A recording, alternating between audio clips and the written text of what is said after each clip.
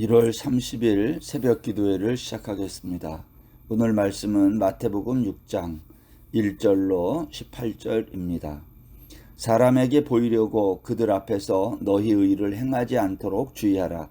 그리하지 아니하면 하늘에 계신 너희 아버지께 상을 받지 못하느니라. 그러므로 구제할 때에 외식하는 자가 사람에게서 영광을 받으려고 회당과 거리에서 하는 것 같이 너희 앞에 나팔을 불지 말라. 진실로 너희에게 이르노니 그들은 자기 상을 이미 받았느니라. 너는 구제할 때에 오른손이 하는 것을 왼손이 모르게 하여 내 구제함을 은밀하게 하라. 은밀한 중에 보시는 너의 아버지께서 갚으시리라. 또 너희는 기도할 때에 외식하는 자와 같이 하지 말라. 그들은 사람에게 보이려고 회당과 큰 거리 어귀에 서서 기도하기를 좋아하느니라. 내가 진실로 너희에게 이르노니 그들은 자기 상을 이미 받았느니라. 너는 기도할 때에 내 골방에 들어가 문을 닫고 은밀한 중에 계신 내 아버지께 기도하라.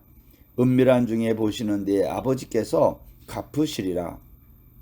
또 기도할 때에 이방인과 같이 중언부언하지 말라. 그들은 말을 많이 하여야 들으실 줄 생각하느니라. 그러므로 그들을 본받지 말라. 구하기 전에 너희에게 있어야 할 것을 하나님 너희 아버지께서 아시느니라. 그러므로 너희는 이렇게 기도하라. 하늘에 계신 우리 아버지여, 이름이 거룩히 여김을 받으시오며 나라가 임하시오며 뜻이 하늘에서 이루어진 것 같이 땅에서도 이루어지이다. 오늘 우리에게 일용할 양식을 주시옵고 우리가 우리에게 죄 지은 자를 사하여 준 것 같이 우리 죄를 사하여 주시옵고 우리를 시험에 들게 하지 마시옵고 다만 악에서 구하시옵소서. 나라와 권세와 영광이 아버지께 영원히 있사옵나이다. 아멘. 너희가 사람의 잘못을 용서하면 너희 하늘 아버지께서도 너희 잘못을 용서하시려니와 너희가 사람의 잘못을 용서하지 아니하면 너희 아버지께서도 너희 잘못을 용서하지 아니하시리라. 금식할 때에 너희는 외식하는 자들과 같이 슬픈 기색을 보이지 말라. 그들은 금식하는 것을 사람에게 보이려고 얼굴을 흉하게 하느니라. 내가 진실로 너희에게 이르노니 그들은 자기 상을 이미 받았느니라. 너는 금식할 때에 머리에 기름을 바르고 얼굴을 씻으라. 이는 금식하는 자로 사람에게 보이지 않고 오직 은밀한 중에 계신 내 아버지께 보이게 하려 함이라. 은밀한 중에 보시는 내 아버지께서 갚으시리라. 아멘. 오늘은 마태복음 6장 말씀을 시작합니다. 마태복음 6장은 마태복음 5장 말씀에 이어서 하신 예수님의 산상설교입니다. 우리가 5장에서 팔복설교, 또 세상의 소금과 빛 설교를 마치시고 우리 주님은 율법에 대해서 이제 입을 열어 말씀하셨죠. 내가 율법이나 선지자를 폐하러 온 줄로 생각지 말라. 나는 완전하게 하려고 왔다. 이 말씀의 의미는 내가 율법을 빠짐없이 내가 완전히 지키겠다. 그런 말이 아니죠. 만일 예수님이 율법을 완전히 지켜서 율법의 의로 구원에 이르는 첫 번째 사람이 되었다. 이거는 엄청난 사건이 되는 거죠. 왜냐하면 율법을 지켜 의롭다함을 얻어서 구원에 이르는 길이 열리는 것이기 때문입니다. 그래서 사람들은 종종 이 구절을 우리는 율법을 지킬 수 없지만 예수님이 오셔서 율법의 1.1회까지 다 완전하게 지키기 위해서 왔다. 이렇게 생각합니다. 그러나 우리가 아는 것처럼 예수님은 율법을 완전하게 지킨 게 아니라 오히려 의도적으로 어기셨어요. 안식일법이라든지 정결 규례 같은 것을 예수님은 의도적으로 어기십니다. 왜 그렇게 하셨을까요? 그것은 사람이 율법을 지켜서 그 행위로 의롭다함을 얻고 구원에 이를 수 없다. 그걸 보여주기 위한 것이죠. 오늘 마태복음 5장 우리가 살펴본 것 중에서 내가 온 것은 완전하게 하려고 왔다. 17절에서 그랬잖아요. 그 완전하게라는 이 말은 이러한 의미예요.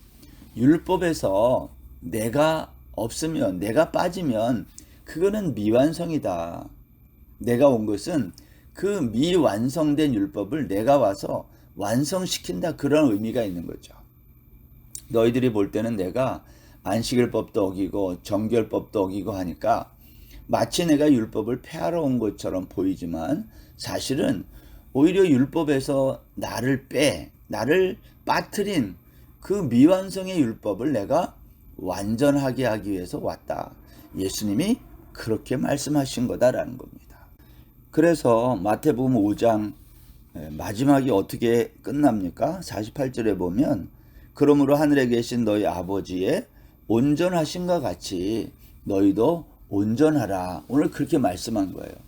너희도 온전하라 이렇게 말씀한 것은 우리가 하나님의 온전하심에 도달하도록 노력하라는 말이 아닙니다. 우리는 노력해서 온전함에 도달할 수 있는 존재가 아닌 거죠. 온전한 자는 뭐냐? 하나님의 진리를 깨달은 자라는 거예요. 진리가 되시는 하나님은 보이지 않는 당신 자신을 설명하기 위해 우리에게 주신 것이 율법이라는 거죠.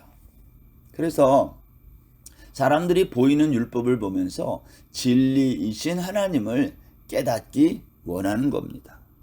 그렇지만 사람들은 율법을 보고 하나님, 진리를 깨닫지 못했어요. 대신 율법의 그 껍데기, 규범이나 명령, 그러한 데 갇혀버린 거죠. 이거를 율법주의, 유대주의다 이렇게 말하는 겁니다.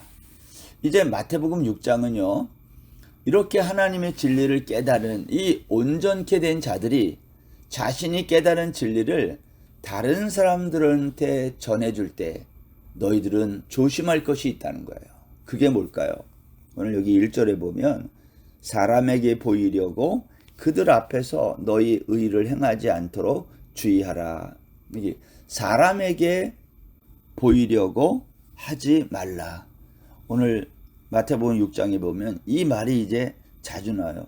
사람에게 보이려고 너희 의를 행하지 않도록 주의하라. 그리하지 아니하면 하늘에 계신 너희 아버지께 상을 받지 못한다. 우리 주님은 두 가지를 말씀하셨어요. 오늘 본문에서 첫 번째는 구제에 대해서 말합니다. 2절에 보시면 그러므로 구제할 때에 외식하는 자가 사람에게서 영광을 받으려고 회당과 거리에서 하는 것 같이 너희 앞에 나팔을 불지 말라.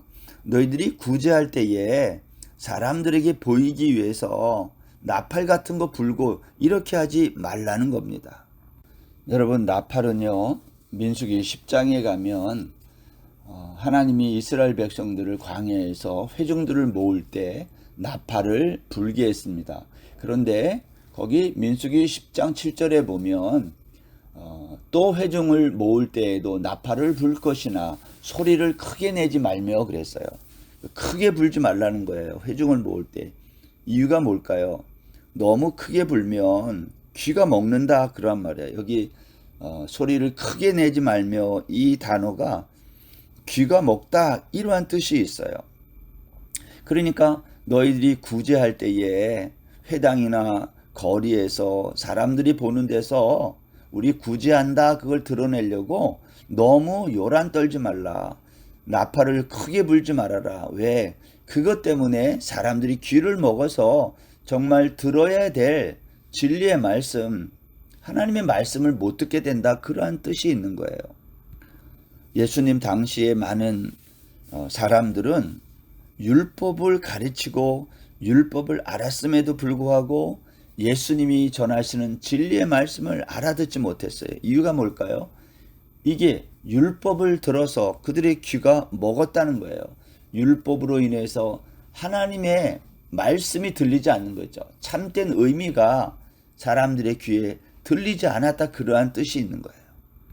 열심히 제사 드리고 절기 지키고 그러느라고 왜 그런 일을 해야 되는지, 자기들이 이 율법을 지키는 이 의미가 뭔지를 알지 못했다, 그 뜻이에요. 이것이 구제할 때에도 똑같이 나타나는 거죠. 사람에게 영광을 받기 위해서 회당과 거리에서 나팔을 그렇게 불지만 오히려 그것 때문에 사람들의 귀가 먹어서 하나님의 참 진리를 알아듣지 못했다. 또 4절 말씀에 보면 내 구제함을 은밀하게 하라 그랬어요. 여기 은밀하게 하라라는 이 말은 감추어졌다 그 뜻입니다. 구제를 너희가 감추어진 것처럼 해라. 무슨 말일까요? 하나님은 겉을 보시는 분이 아니라 안을 보시는 분이다. 다시 말하면 안에 있는 내적인 것을 주라는 거예요. 구제라는 것. 율법의 행위와 같은 껍데기만을 주지 말고 그 안에 있는 속에 있는 것, 진리를 주라는 거예요. 구제는 너희 안의 것으로 구제하는 것이다. 오늘 그렇게 말씀하고 있는 겁니다. 여러분, 우리 안에 있는 게 뭔가요? 껍데기 신앙을 가진 사람들이 있습니다. 신앙생활을 형식과 껍데기로만 배운 거예요. 그러면 이 사람들은 다른 사람들에게 구제를 할 때도 그 껍데기 신앙만 줄 수밖에 없는 거죠. 이런 사람들의 특징은 이런 겁니다. 뭔가를 늘 해야 되는 사람들. 안 하면 불안하고 혹시 내가 이것 때문에 안 좋은 일이 생기면 어떡할까? 이런 생각을 가지는 거. 이거는 신앙생활을 껍데기를 중요하게 여기는 거예요. 여러분, 하나님은 그러한 껍데기 외모를 보시는 분이 아니라 우리 안에 있는 것, 은밀한 것을 보시는 하나님이다. 너희는 구제할 때에도 이 은밀한 것, 너희 안에 감추어진 것, 그거를 주라는 거예요. 그게 뭐죠? 그게 사랑이고 그게 진리의 말씀 대신 예수 그리스도의 복음을 전하는 것을 말하는 것이다. 오늘 우리의 신앙생활이 겉으로 드러나는 것 말고 우리 속에 있는 참 사랑, 하나님으로부터 우리가 받은 그 진리의 사랑을 우리가 나눌 수 있는 그러한 것으로 구제할 수 있는 그러한 우리 성도님들이 다 될 수 있기를 바랍니다. 오늘 마태복음 6장 본문에서 두 번째는 우리가 하나님의 진리를 다른 사람 할 때 주의해야 될 사항 두 번째는 기도에 관한 거예요. 여러분 여기 5절 말씀에 보면 또 너희는 기도할 때에 외식하는 자와 같이 하지 말라. 그들은 사람에게 보이려고 회당과 큰 거리 어귀에 서서 기도하기를 좋아하느니라. 여기 기도 역시 마찬가지예요. 사람들에게 보이려고 하지 말라는 거예요. 당시 유대인들은 기도를 사람에게 보이기 위해서 회당이나 큰 거리 어귀에 서서 기도하기를 좋아했다는 겁니다. 여러분, 기도에서 중요한 게 무엇입니까? 기도에서 중요한 것은 누구에게 하는가 하는 게 중요해요. 뿐만 아니라 무엇을 기도해야 되는지, 여러분 누구에게 기도해야 되는지를 알면 무엇을 기도해야 되는지도 아는 거예요. 근데 문제는 우리가 기도를 누구에게 해야 되는지를 모르니까 우리가 기도를 제대로 못하고 오늘 여기 본문 7절에도 있지만 이방인처럼 중언부언하게 된다라는 거예요. 로마서 8장 26절에 보면 우리는 마땅히 기도할 바를 알지 못하나 오직 성령이 말할 수 없는 탄식으로 우리를 위하여 친히 간구한다 그랬어요. 우리는 무엇을 기도해야 되는지 모른다는 거예요. 마땅히 기도해야 될 것. 왜? 누구에게 기도하는지가 정확하지 않으니까.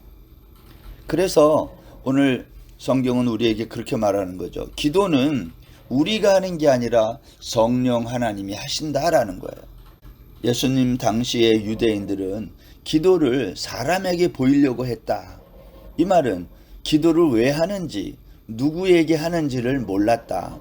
그래서 그들은 골방에 들어가서 문을 닫고 은밀한 기도를 한 것이 아니라 중언부언할 수밖에 없었고 사람들에게 보이는 기도를 하게 됐다라는 겁니다.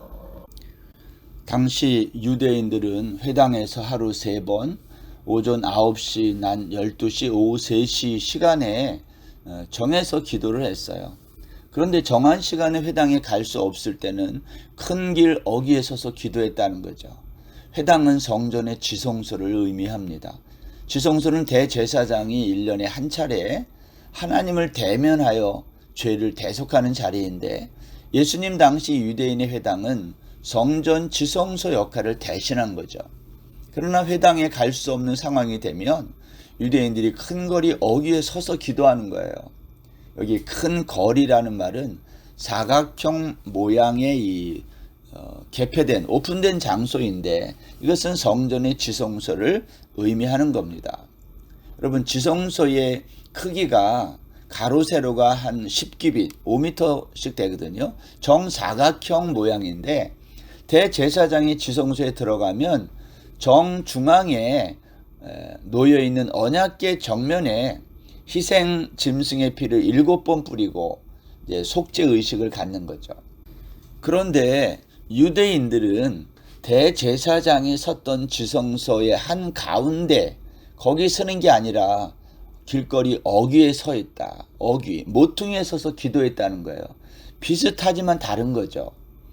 여러분, 부활하신 예수님이 안식 후 첫날 저녁에 제자들이 모인 곳에 들어가셨을 때 성경이 어디에 서셨다고 말씀하고 있냐면 가운데 서서 평강이 있을지어다 그랬어요. 가운데. 이 가운데가 뭘까요?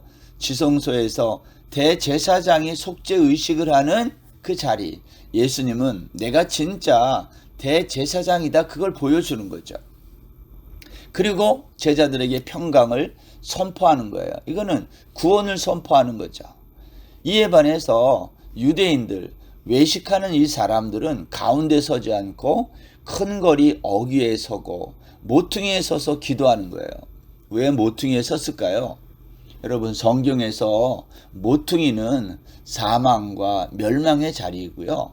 가운데는요, 생명의 자리예요. 오늘 성경이 우리에게 그걸 보여주는 거죠. 외식하는 자들은 속죄의 기도를 할 때에 회당의 큰 거리 모퉁이에 서서 기도하지 않고 어귀에 서서 했다. 사실은 죽은 자리다, 그 말이죠. 여기 또 서서 기도하기를 좋아했다 그랬어요. 이것도 흉내내는 거예요. 여기 섰다라는 이 말은 단순히 서 있다는 말이 아니라 언약을 성취한다는 뜻을 가지고 있는 단어입니다. 바리새인들이 기도 시간에 회당에 들어갈 수 없을 때 큰 거리 어귀에 서서 기도했다. 이것은 예수님이 십자가에서 이루시를 새 언약에 성취하는 모습이에요.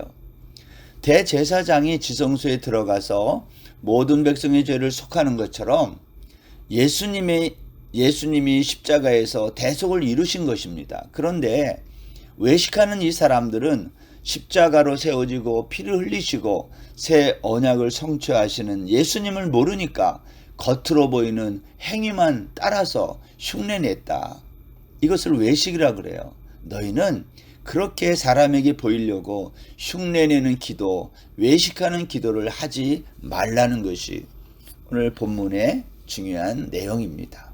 여러분, 그러면 어떻게 기도하라는 거예요? 9절부터 나오는 너희는 이렇게 기도하라. 주님이 가르쳐 주신 기도가 바로 너희들이 기도해야 될 모범이다, 내용이다라고 말씀하고 있는 겁니다. 오늘 하루도 우리 주님이 가르쳐 주신 주기도문, 이 기도문을 우리가 마음속에 한번 새기면서 내가 어떻게 다른 사람들에게 하나님의 진리를 전해줄 것인가, 이때에 주의해야 될 게 뭘까, 구제할 때에, 기도할 때에 사람에게 보이는 기도가 아니라, 흉내내는 기도가 아니라, 사람들에게 보여주고 흉내내는 그러한 구제가 아닌 내 안에 있는 참 진리, 참 사랑을, 참 하나님의 말씀을 전할 수 있는 저와 여러분 되게 해달라고 오늘도 주 앞에 기도하는 복된 하루 되시기를 바랍니다. 기도하겠습니다. 하나님 아버지, 오늘 저희들에게 어떻게 구제해야 되고 어떻게 기도해야 되는지 우리가 짧은 시간 말씀을 통하여 듣게 해주시고 또 생각하게 하시니 감사합니다. 내가 만난 진리의 말씀, 내가 만난 하나님의 사랑을 다른 사람들에게 전할 때 하나님 외식적으로 보이려고 그렇게 하지 않게 도와주시고 내가 만났던 그 참 진리의 말씀만, 그 사랑만을 전하는 저희들 다 되게 하여 주옵소서. 오늘 하루도 온전히 주께 의지하며 예수님의 이름으로 기도드립니다. 아멘. 오늘 하루도 평안하세요.